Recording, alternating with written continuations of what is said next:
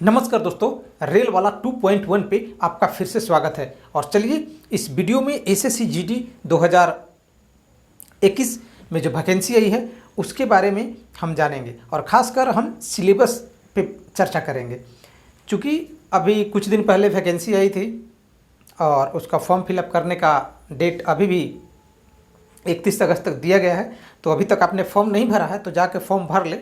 Mobile से भी किस तरीक़े से फॉर्म भरा जाएगा वो हमारे चैनल पे एक वीडियो डाला गया है, तो आप आसानी से अपने मोबाइल से भी फॉर्म फिलअप कर सकते हैं।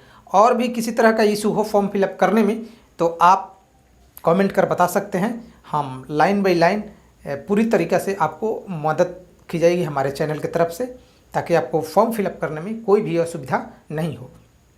तो चलिए इस वीडियो में फॉर्म फिलअप करने के बाद पहला जो जानकारी लेना रहता है वो है सिलेबस के बारे में। क्योंकि यदि आप सिलेबस की जानकारी अच्छी तरीक़े से नहीं है तो आप अच्छे नंबर नहीं ला सकते हैं।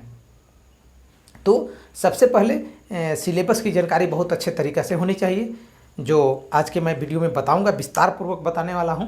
ठीक है, और भी कुछ नए नए तरीके बताएंगे। वीडियो के लास्ट में कुछ पॉइंट बताएंगे जो आपको तैयारी करने में बहुत मददगार साबित होगा। तो चलिए वीडियो को हम शुरू करते हैं। तो सबसे पहले देख लेते हैं कि इसमें कितने मार्क्स का कौन सा सब्जेक्ट आता है। ठीक है, पहला तो होता है मैथ्स। ठीक है, मैथ्स हो जाता है, रीजनिंग हो जाता है, इंग्लिश होता है और जीए होता है, जनरल अवेयरनेस होता है। उसके बाद हिंदी और इंग्लिश ऑप्शनल होता है। ठीक है, या तो आप हिंदी सॉल्व कर सकते हैं या इंग्लिश वाले पार्ट को सॉल्व कर सकते हैं। 4 पार्ट होते हैं, चारों पार्ट 25-25 मार्क्स के होते हैं। ठीक है, आप नोट करते जाइएगा। 4 पार्ट होते हैं, चारों पार्ट 25-25 मार्क्स के होते हैं, जिसमें हिंदी और इंग्लिश के बारे में समझ ले क्या है इसका नियम। तो या तो आप हिंदी 25 नंबर का सिलेक्ट कर सकते हैं या अंग्रेजी 25 नंबर का सिलेक्ट कर सकते हैं। एग्ज़ाम में भी आपको आएगा, तो ऑनलाइन एग्ज़ाम में ऑप्शन आएगा, आप इंग्लिश सिलेक्ट किए हैं तो इंग्लिश का और हिंदी सिलेक्ट किए हैं तो हिंदी का। सबसे पहले ये जान लेते हैं कि बहुत लोगों को ये नहीं समझ पाते हैं कि हम आखिर हिंदी ले या इंग्लिश ले। ठीक है, तो सबसे पहले तो ये देखना होगा कि आपको जानकारी किस में है, इंग्लिश में ज़्यादा जानकारी है या हिंदी में ज़्यादा जानकारी है। यदि मेरे अनुसार माने तो हिंदी आपको थोड़ा सा टफ हो जाएगा। ठीक है, चूँकि हिंदी का जो सिलेबस है वो बहुत बड़ा है। ठीक है, और इंग्लिश के जो सिलेबस है वो छोटा है। लेकिन फिर भी ग्रामीण क्षेत्र के जो बच्चे के इंग्लिश कमज़ोर है वो हिंदी ही सिलेक्ट करते हैं, तो आप हिंदी ही सिलेक्ट करें। ऐसा नहीं मैं बोल रहा हूँ कि आप इंग्लिश को सिलेक्ट कर ले। ठीक है, लेकिन इंग्लिश के सिलेबस छोटा है, जैसा मैं इस वीडियो में चर्चा करूँगा। तो आप अपने अनुसार ये दोनों में से किसी को सिलेक्ट कर सकते हैं। वैसे इंग्लिश की बात करें तो हमारे चैनल पे इंग्लिश के क्लासेस शुरू होंगे और टॉपिक के वाइज सारे पॉइंट को हम क्लियर करेंगे। बिल्कुल आपको 25 में 23-24 मार्क्स एकदम पक्का आ जाएगा, उसमें कहीं पे दिक्कत नहीं होगा। यदि हमारे चैनल से आप लगातार जुड़े हुए हैं तो आपको इंग्लिश में कोई किसी तरह की दिक्कत नहीं होगी। ठीक है, तो चलिए देखते हैं इंग्लिश में क्या है, सिलेबस क्या है। तो इसमें फिलिंग द ब्लैंक्स आएगा। ठीक है, पहला पॉइंट है आप ये फिलिंग द ब्लैंक्स। इसका PDF भी डाल देंगे, आप विस्तार पूर्वक देख लीजिएगा। तो फिलिंग द ब्लैंक्स है पहला, उसमें से ग्रामर सेक्शन से फिलिंग रहेगा। जैसे कंजंक्शन से पूछ देता है, नाउन प्रोनाउन से पूछ देता है, एडवर्ब भी किसी में भरना रहता है, प्रीपोजिशन से खास तरह के पूछा जाता है, 1-2 प्रीपोजिशन से ज़्यादा रहता है तो आप प्रीपोजिशन। उसके बाद ईरर है, कॉमन ईरर, ग्रामर से रिलेटेड रहेगा आपको कॉमन ईरर। ठीक है, एक वाक्य दे दिया जाएगा, उसमें कहीं पे फॉल्ट रहेगा, उसको आपको ढूंढ के मार्क्स करना होगा। फ्रेज रहेगा, सिनोनिम एंटोनिम रहेगा। ठीक है, जिसको हिंदी में क्या बोलते हैं, समानार्थी शब्द और विपरीतार्थक शब्द बोलते हैं। ठीक है, उसके बाद क्लोज टेस्ट रहता है, छोटा सा पैसेज दिया हुआ रहेगा, उसमें बीच बीच में फिलर रहेगा, उसमें भरना रहेगा। इडियम एंड फ्रेजेज होगा। ठीक है, उसके बाद स्पेलिंग्स दे देगा, जैसे डीजल वगैरह का पूछ लेता है। ठीक है, सिलेबस का भी स्पेलिंग पूछ लेता है, तो इस तरह से। उसके बाद 1 वर्ड रहेगा। ठीक है, अनेक शब्दों का एक शब्द देने के लिए रहता है। ठीक है, वो हो गया। उसके बाद है रीडिंग कम्प्रीहेंशन, पैसेज रहेगा, पैसेज छोटा सा पढ़ के उसको 1-2 प्रश्न रहेगा, उसको आपको जवाब देना रहेगा। तो ये रहा आपका इंग्लिश का सिलेबस, इस तरह का है। उसके बाद चलते हैं हिंदी का, देख लेते हैं। तो हिंदी में रहेगा संधि, संधि विच्छेद करने के लिए संधि विच्छेद रहेगा, उपसर्ग रहेगा, प्रत्यय रहेगा, ठीक है, पर्यायवाची शब्द रहेगा, मुहावरे और लोकोक्तियाँ रहेगा, समास रहेगा, विग्रह रहेगा, शब्द युग्म है, उसके बाद है विपरीतार्थक शब्द, फिर सार्थक शब्द वाक्यांश के लिए, फिर संज्ञा से विशेषण बनाने के लिए, ठीक है, क्रिया रहेगा, भव यानी कि अनेक शब्द का एक शब्द रहेगा, शब्द को शुद्धिकरण करने के लिए रहेगा, वाक्य शुद्धि रहेगा, वाच्य रहेगा, ठीक है, हिंदी से अंग्रेजी में रूपांतरण रहेगा, पत्र रहेगा। इस तरह से रिलेटेड आपको टॉपिक हिंदी में रहेंगे। तो देख रहे हैं आपकी इंग्लिश के मुकाबले में ये यहाँ पे चर्चा करें तो हिंदी का जो है वो सिलेबस थोड़ा बड़ा है। चलिए उसके बाद देखते हैं जीके का। जीके का भी बहुत बड़ा पार्ट नहीं है, आप ढंग से तैयारी करेंगे, हमारे चैनल से जुड़ेंगे तो हम आगे के तरीके में बताएंगे कि किस तरीके से तैयारी करना चाहिए और क्या क्या आपको पढ़ना है और कहाँ से पढ़ना है।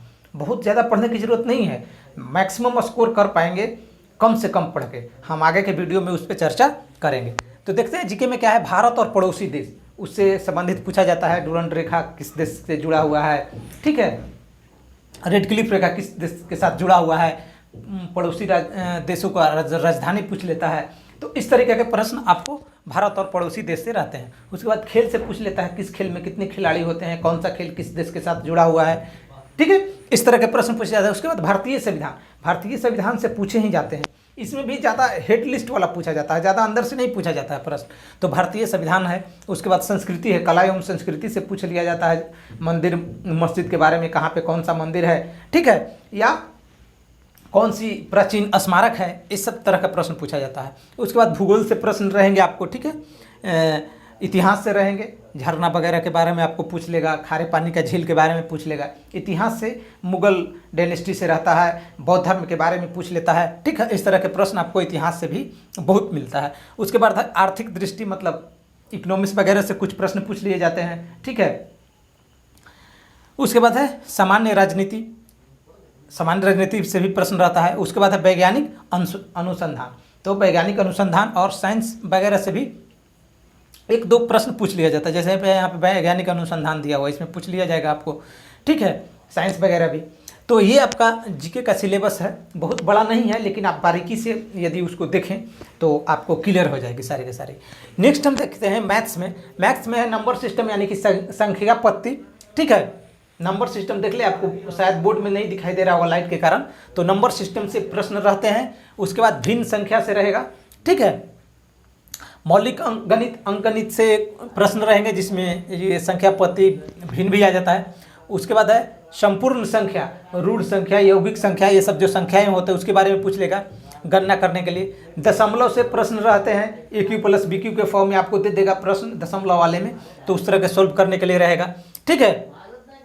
उसके बाद है प्रतिशत, प्रतिशत से एक प्रश्न रहेगा ही रहेगा, लाभ हानि से एक प्रश्न रहेगा ही रहेगा, औसत से एक प्रश्न रहेगा ही रहेगा, समय कार्य से एक प्रश्न रहेगा ही रहेगा, ठीक है। साधारण ब्याज रहेगा, चक्रवृद्धि ब्याज, इन दोनों में से रह सकता है। उसके बाद अनुपात और समानुपात है, उससे आपका प्रश्न रहेगा। उसके बाद है छूट, डिस्काउंट जिसको बोलते हैं, वो रहेगा। समय और दूरी से प्रश्न रहेगा, ठीक है। उसके बाद क्षेत्रमिति से प्रश्न रहेगा। बेलन, शंकु, गोला, ये सब है, वहाँ से प्रश्न रहेगा। उसके बाद है अनुपात और समय।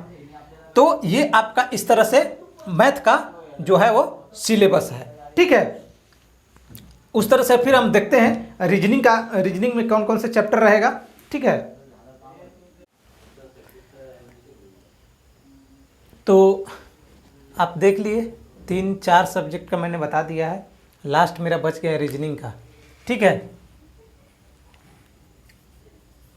रीजनिंग एबिलिटी में आपको पूछेगा अंकगणितीय संख्या श्रृंखला से, ठीक है, सीरीज से प्रश्न पूछा जाएगा। उसके बाद है उपमा, ठीक है। उसके बाद है भेदभाव, ठीक है। उसके बाद है अवलोकन, ठीक है। स्थानिक विजुअलाइजेशन, ये हो गया। उसके बाद है स्थानिक उन्मुखीकरण। उसके बाद है दृश्य स्मृति पे पूछा जाएगा, फिगर दिया हुआ रहता है और देख के उसको मैचिंग करना रहता है। उसके बाद है समानता एवं भेदभाव, कोडिंग डिकोडिंग, बहुत इंपॉर्टेंट है कोडिंग डिकोडिंग, ठीक है। ABCD दिया हुआ रहता है, उसके बाद फिर ABCD इस तरह का भरना रहता है, उस तरह के प्रश्न जो रहते हैं। उसके बाद है संबंध अवधारणा, ठीक है। नेक्स्ट है मेरा अंकगणित तर्क और चित्रात्मक वर्गीकरण।